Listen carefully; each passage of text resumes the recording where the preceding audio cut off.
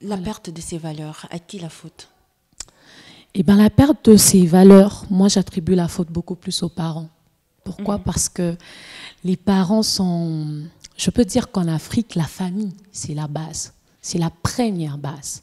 Avant l'école, avant la société, tout commence par la famille. Sans famille, il n'y a pas de valeur.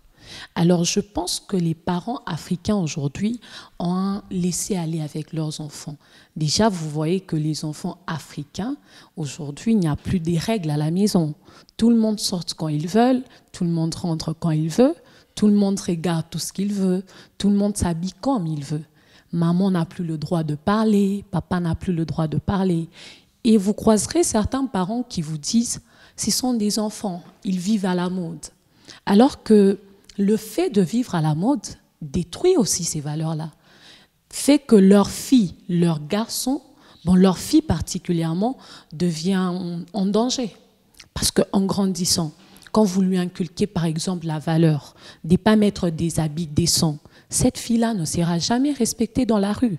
Et vous, en tant que mère au foyer, vous voyez votre fille sortir, déjà qu'elle est mal habillée, vous la voyez, mais vous la laissez partir. Et en tant que père, vous la croisez en pleine route et vous lui faites un petit coucou sans rien dire. Et puis vous lui dites non, tu as ton argent de transport, ah d'accord, tiens, tu peux y aller et tout. Moi, j'attribue la faute aux parents. Les parents africains doivent reprendre conscience. Parce que nos aïeux ont donné cette éducation à nos parents.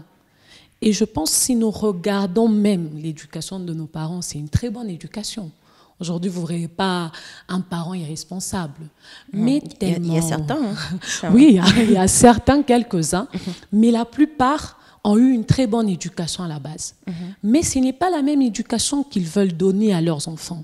Ils se disent beaucoup plus, laissons les enfants faire tout ce qui leur semble bon. Mais alors que l'Afrique, c'est la résonance de la culture. C'est la résonance des valeurs. C'est la résonance de la famille. Alors, c'est important. Alors, conscience aux parents. Nous demandons aux parents de reprendre cette attitude, de se dire, voilà, mes enfants, il faut qu'ils soient des êtres dignes de respect. Voilà. Oui, alors, voilà.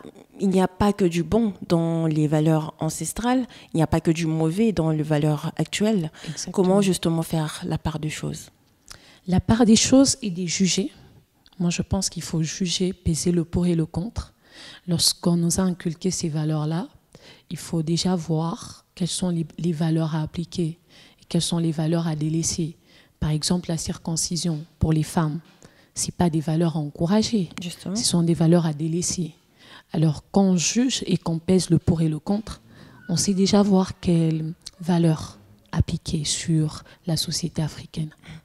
Pour certaines personnes ou pour certaines femmes, la douceur, la soumission, la virginité, vous avez évoqué tout à l'heure, n'est pas si important que ça. Voilà, c'est pratiquement démodé. Pourquoi c'est si important pour vous de revendiquer ces valeurs ancestrales? Je revendique ces valeurs ancestrales parce que pour la plupart des femmes aujourd'hui, ça semble être banal. Ce sont des petits détails. Elles se disent, bon, déjà, quand une femme travaille... Pas que pour les femmes, hein, mais aussi pour certains hommes. Mais aussi pour certains hommes. Elles se disent, déjà, quand une femme travaille, qu'elle a de l'argent, ça me suffit. Et pourtant, lorsqu'on voit le couple, les couples engagent beaucoup de choses. Ça engage la douceur, surtout avec la femme. Pourquoi? Parce que quand, par exemple, l'homme rentre du travail, il a besoin que sa femme soit douce, qu'elle soit accueillante, que ce soit une femme qui est très charmante, qui est prête à accueillir les gens à la maison. Quand même, cher monsieur, vous n'allez pas vivre avec une femme qui, à la maison, ne reçoit jamais la belle famille, elle est toujours très fâchée, elle s'énerve pour tout et pour n'importe quoi. Bon, malgré que vous avez l'argent, vous accepteriez de vivre avec une femme comme ça? Non. Et quand vous voulez épouser une femme, aujourd'hui, le sexe, entre parenthèses, est devenu à la mode. Tout le monde en parle. Quelque chose de banal? Oui, c'est devenu quelque chose de banal. Et pourtant, c'est ça même la base du couple. C'est très sacré. Pour une femme de garder sa virginité, pourquoi? Parce que c'est un cadeau qu'elle offre à son homme pour lui dire que tu es le premier, tu es le dernier. C'est avec toi que je veux vivre ma vie. Alors, une femme qui se dit, bon voilà, si on n'épouse pas la virginité, hein, on épouse la tête et tout. Mais oui, mais supposons que vous avez eu, je ne sais pas, 50 ex avant votre monsieur à la maison et que monsieur se retrouve dans une fête, une cérémonie avec vous et que ces 50 ex sont présents.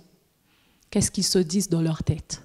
Voilà, il a épousé une femme qui est passée par nous tous. Et vous verrez que même le monsieur, on aura du mal à le respecter. Pourquoi? Parce que déjà, on sait que madame, ça n'a pas été. Mais ce n'est pas pour autant qu'on pourrait dénigrer les femmes qui ont peut-être perdu cela, peut-être par la violence, par des abus. Peut-être quand elle était petite, il y a eu des attouchements dans la famille, elle a perdu cela. On ne les dénigre pas, mais on les encourage à garder cette dignité. Parce que c'est important, c'est très important qu'une femme ait en elle la douceur, qu'elle ait en elle ce caractère de gentillesse, de compréhension. C'est ça même la femme. En réalité, c'est ça la femme. La femme africaine, moi je me dis, c'est la représentation parfaite de la femme. Donc en tout cas, moi j'encourage et je revendique cela pour les femmes. N'est-ce pas un tout petit peu discriminatoire de faire penser aux gens que les valeurs ancestrales, c'est uniquement pour les femmes et non pour les hommes? Je pense que c'est discriminatoire, mais ce thème, il ne concerne pas que les femmes. Si on a abordé cette thématique, ça concerne aussi les hommes. Tout le monde doit se mettre en aval avec cette thématique et réfléchir. Parce que quand on regarde, la société se détériore. Et du côté des femmes et du côté des hommes, il y a un laisser-aller. Alors c'est important de réfléchir. Oui, c'est discriminatoire parce que pour les hommes aujourd'hui, ils n'ont pas de problème à maîtriser les valeurs africaines. Justement. Beaucoup plus le problème provient des femmes. Vous verrez qu'il y a des hommes qui disent les femmes, elles sont problématiques. Et oui, elles sont problématiques parce qu'elles ont du mal à maîtriser.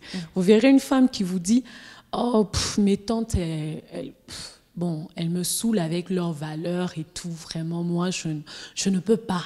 Je ne veux pas. » Alors que si elle acquiert vraiment ces valeurs-là, elle verra que ça contribuera beaucoup. Si ça va emmener un certain développement dans la société. Donc c'est elle. C'est pour ça que j'ai dit au départ que la femme, elle est le pilier de tout. Tout tourne autour de la femme. Que ça soit la société, que ça soit l'éducation, que ça soit le foyer, que ça soit le finance, tout tourne autour de la femme. Donc je pense qu'il est important qu'elle maîtrise ça et je ne pense pas que c'est discriminatoire. Voilà. Parce qu'elle est même la base de tout. Quel conseil pourriez-vous donner à toutes ces jeunes femmes, toutes ces femmes qui nous suivent et qui disent que les valeurs c'est bien, mais ce n'est plus à la mode? Ça sera également votre mot de la fin. Comme conseil, je voudrais dire à toutes ces femmes que les valeurs ancestrales restent à la mode, qu'elles reviennent, qu'elles reprennent conscience de ça. Parce que c'est important et ça fera leur bonheur. Et surtout, ça nous évitera aussi beaucoup de divorces. Parce qu'on ne veut pas qu'il y ait un bon mariage, une bonne suite des choses, mais qu'à la fin, tout parte en vrille. Alors, un conseil à toutes ces femmes qui nous suivent aujourd'hui, ces valeurs restent toujours à la mode et elles sont à reprendre en considération. C'était un grand plaisir de vous avoir reçu dans la rubrique Femmes africaines. Merci.